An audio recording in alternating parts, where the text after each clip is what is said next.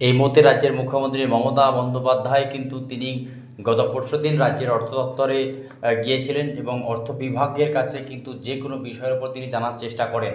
এটি সূত্র মারফত জানা যাচ্ছে যে সিভিক ভলেন্টিয়ার্স, আশাকর্মী, অঙ্গনওয়াড়ি কর্মী, প্যারাটিচার এবং এসকে, এমএসকে এবং প্রাণী মিত্রা তাদের কিন্তু বেতন বৃদ্ধির জন্য কিন্তু ইঙ্গিতপূর্ণ বক্তব্য রাখেন রাজ্যের মুখ্যমন্ত্রী মমতা বন্দ্যোপাধ্যায়।